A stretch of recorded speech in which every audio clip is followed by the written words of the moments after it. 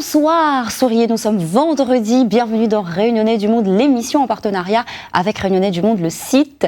Et c'est notre dernier rendez-vous avec Nicolas qui actuellement habite à Bordeaux, situé à 9269 km de La Réunion. Nicolas avec qui on était depuis le début de la semaine et avec qui on a pu voyager. Voyager dans le sport, voyager dans la réalisation humaine, voyager dans les pays également. Et là encore avec nous, comment ça va ? Bonsoir Katiana, bonsoir La Réunion. Eh ben écoute, ça va bien. Bon, où ça au centre La Réunion, quel âge on est là, quel métier on fait ? On a toujours 42 ans, il sort de la possession et je suis consultant donc en performance des organisations. Voilà, pour faire un résumé. On a vu cette richesse, tout ce qui t'est arrivé finalement a été bénéfique et nécessaire pour être l'homme aujourd'hui que tu es. Mais il y a eu aussi un événement très marquant dans ta vie, c'est ta fille, la naissance de ta fille, cet être qui du coup a pris une place dans ta vie immense. T'es devenu papa, cette petite s'appelle Mila, raconte-nous. Ah bah Mila, oui effectivement, aujourd'hui c'est le centre de tout et c'est le phare qui va éclairer toutes mes décisions. Donc Mila, oui, est née suite à notre retour du Portugal où on est resté 3 ans.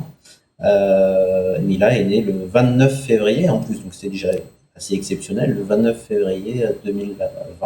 Tu reviens en métropole, et qu'est-ce que tu fais du coup ? À ce moment-là, alors on rentre en métropole parce que la mère de ma fille veut rentrer en métropole à ce moment-là, parce que moi, comme vous l'avez tous compris, je suis plutôt nomade. Hein. Et en fait, on se retrouve en Dordogne, dans une super maison, super propriété, parce qu'on est à la campagne, parce que, enfin voilà, on est loin du bruit, de la pollution, etc. Donc super. Et puis là, avec la maman, on se sépare au mois d'août, et là s'ensuit des années très très très compliquées, puisque au départ, moi, j'avais essayé de faire ça en bonne intelligence, en lui faisant même son déménagement à 1 kilomètre de chez moi. Et au final, bon, elle est partie à 150 km avec ma fille. Et donc là, tout est devenu très, très compliqué. Et moi, ma seule envie, mon seul besoin à ce moment-là, c'est de me rapprocher de ma fille. Donc, s'ensuit beaucoup d'actions en justice, beaucoup de choses. Avec le sentiment d'injustice très très régulièrement. C'est très compliqué d'être papa en France, en tout cas pour les droits des pères, c'est ce que je veux dire. Et là on a voilà, le sentiment d'injustice en tout cas a été très très présent pendant longtemps. Et je bafouille un petit peu par rapport à tout ça, parce que c'est vrai que c'est quelque chose qui me touche encore énormément, puisque tout n'est pas encore terminé. Je l'ai senti, j'ai senti, ça se ressent. Merci de partager d'ailleurs ce pan privé de ta vie. Moi, en tout cas, ce que je retiens, c'est que ta motivation première, ça reste ta fille, te rapprocher de ta fille. Et du coup, ça te donne, c'est encore une déconstruction pour aller vers une nouvelle construction. Qu'est-ce que tu fais comme métier à ce moment-là ? Est-ce que du coup, tu fais des petits jobs ou tu te relances, tu te remets en selle en créant une nouvelle entreprise ? Qu'est-ce que tu fais à ce moment-là alors ? Alors déjà, à ce moment-là, on habite en Dordogne et moi, par rapport à la naissance de ma fille, je m'étais mis en parenthèse professionnellement pour pouvoir être là, quoi. Donc j'ai la chance de pouvoir travailler en décalé, donc je travaillais de 21h à 3h du matin pour pouvoir être disponible la journée, etc. Enfin bref, voilà, j'avais mis des choses en place pour tout ça. Et au final, suite à tous les aléas qui font que c'est compliqué, je me mets vraiment en parenthèse professionnellement pour rester disponible pour voir ma fille, donc en me tapant beaucoup de routes. Et surtout derrière, je cherche à me rapprocher au maximum de ma fille. Donc j'habite dans un premier temps à Biscarrosse-Plage, qui me rappelle un petit peu Saint-Gilles d'ailleurs à La Réunion. Et pour ensuite arriver sur Bordeaux, là depuis presque un an. Mais quand tu es en Dordogne, tu n'ouvres pas un centre, Nicory ? En Dordogne, effectivement, au tout début, je crée une association. Alors, c'est plus une entreprise, c'est Culture Papillon, etc. C'est juste une association qui va être un regroupement de thérapeutes de bien-être. Et au final, voilà, j'ai tout un étage de ma maison que j'aménage pour faire du soin. Donc, ça va être du coaching, du développement personnel, des ateliers, et ça va être du soin énergétique, du massage taille, etc. Ah, même les pierres, il y a la lithothérapie aussi. Ouais, tout à fait. Alors, je suis pas un grand spécialiste, mais je les utilise un petit peu. Ouais.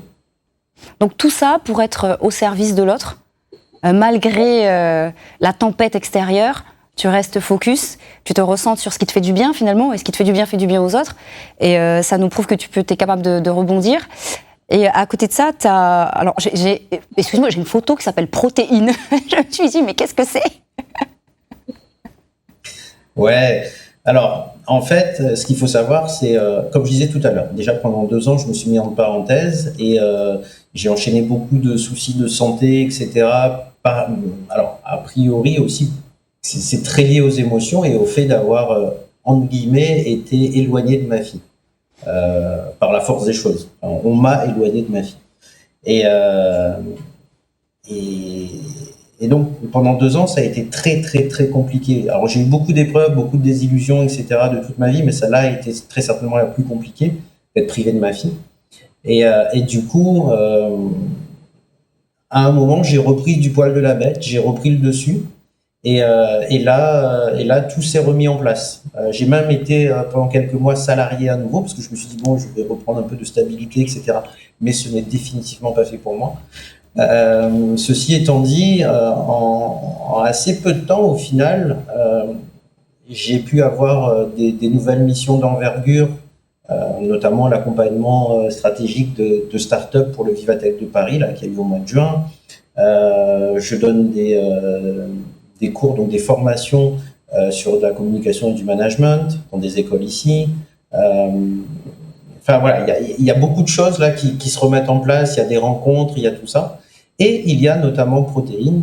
Alors comme le monde est très petit, Protéines en fait c'est un réseau de clubs d'affaires, enfin c'est un club d'affaires, un réseau d'entrepreneurs. Et le directeur France, qui s'appelle Gérard Mariou, est mon ancien manager au RC Saint-Pierre à La Réunion quand je jouais. Et donc, c'est un réseau en fait qui va permettre aux entrepreneurs de se retrouver. Et beaucoup de clubs d'entreprise en fait se positionnent avec des gars qui arrivent en disant ouais, moi je connais tout, je sais tout faire, je suis le meilleur. Ok. Ben nous c'est l'inverse. Nous, ce que moi en tout cas j'essaye d'apporter à ce club de Bordeaux, j'anime le club de Bordeaux Centre, c'est de dire ok, je crois en ce que je fais, j'essaye de le faire bien, mais j'ai beaucoup de doutes et il y a des choses que je sais pas faire. Comment le collectif, c'est-à-dire le partage d'expérience de tous les membres du club, comment est-ce que vous allez pouvoir m'aider dans ma problématique? Et donc, on va tous se réunir autour d'une table. Comme on a l'exclusivité métier, ça permet d'avoir des regards neufs aussi sur la problématique du membre et peut-être d'ouvrir des nouvelles perspectives ou de lui confirmer peut-être des choix stratégiques qu'il a fait. En tout cas, Protéines, c'est un réseau où justement on travaille sur l'humilité et sur le fait qu'on peut travailler, avancer en tout cas tous ensemble. Tous ensemble, ce qui rejoint aussi le sport, surtout les sports co. Donc là, tu reviens au rugby à Bordeaux? Ouais, alors un petit peu en Dordogne déjà, ça c'était une photo quand j'entraînais les lignes arrières. Voilà, on voit une différence de gabarit de toute façon. Voilà. Et sur Bordeaux, effectivement, je reprends contact en fait avec.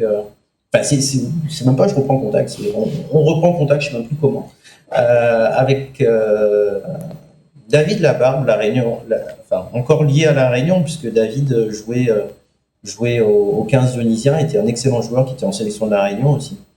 Et lui est président du club du SMRC, donc Saint-Médard, enfin le club de Saint-Médard. Et il est coprésident. Je le retrouve là. Tout d'abord, j'ai une proposition pour entraîner l'équipe Espoir. Comme j'ai ma fille une semaine sur 2, je peux pas le faire. Et comme voilà, soit je le fais à 100%, soit je le fais pas, donc je l'ai pas fait.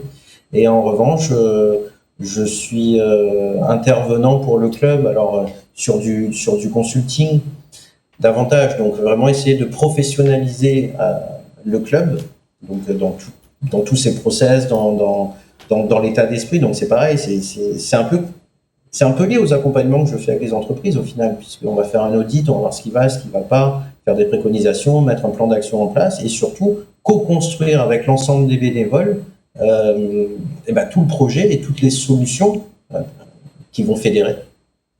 Oui, finalement, c'est exactement la même chose que tu fais depuis le début, transposé dans des domaines qui sont totalement différents. Et ce que je vois, c'est que en fait, tes compétences et ton expérience, encore une fois, tu mets au service du collectif.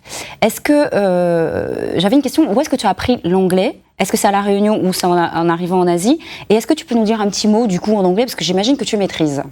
C'était pas prévu, mais je fais ce que je veux. Non, c'est pas prévu. Et tout le monde va rigoler de mon accent. Non, l'anglais, oui, je l'ai appris à l'école. Collège, lycée. Et en fait, j'ai eu la chance de jouer un petit peu en Afrique du Sud. Et donc, je l'ai appris là-bas. Et ensuite, de par les voyages, etc. J'avais pas d'autre choix de toute façon que de me faire comprendre en anglais. Vous pouvez me dire une affaire en anglais vraiment? Oui, allez, dis une affaire. La Réunion. Par rapport à La Réunion. Attends, allez, coupe un instant ça là. Ça, on va garder. C'est pas grave. Ça, on garde, je te jure. Dis juste, voilà, je suis heureux de participer à cette émission, par exemple. Ok, bon, Madiane a fait alors. Katiana, thank you so much for giving me the opportunity to be in this TV show. Voilà, donc là, mis ça pas plus loin, parce que ouais, mon accent n'est pas bon, mais bon, allez comprendre quand même. Il a dit merci beaucoup Katiana pour l'opportunité d'être dans cette émission télé. Merci à toi, merci à tous les messages que tu nous as passés, merci pour ce parcours hors du commun. Et c'est pas fini. Qu'est-ce qu'on peut te souhaiter, Nicolas? Que j'achète mon van. Ton van? Non, en fait, c'est une petite blague parce que, donc effectivement, comme tu disais, j'ai beaucoup voyagé et aujourd'hui, je suis sédentarisé parce que j'ai ma fille qui est à côté et il est hors de question pour moi d'aller ailleurs.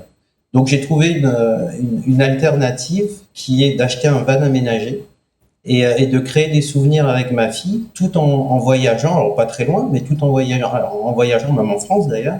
Et donc ça, c'est mon projet à moyen terme et voilà. Donc ça déjà, ça serait quelque chose de matériel pour le coup, mais comme je suis ancré nulle part, finalement, je suis ancré en moi-même et aujourd'hui, je suis ancré avec ma fille et le van est une très bonne solution. Je trouve ça excellent comme idée. Je te remercie beaucoup d'avoir passé la semaine avec nous. Je te remercie parce que je sais que tu es quelqu'un de réservé et que là, c'est une exposition pour toi.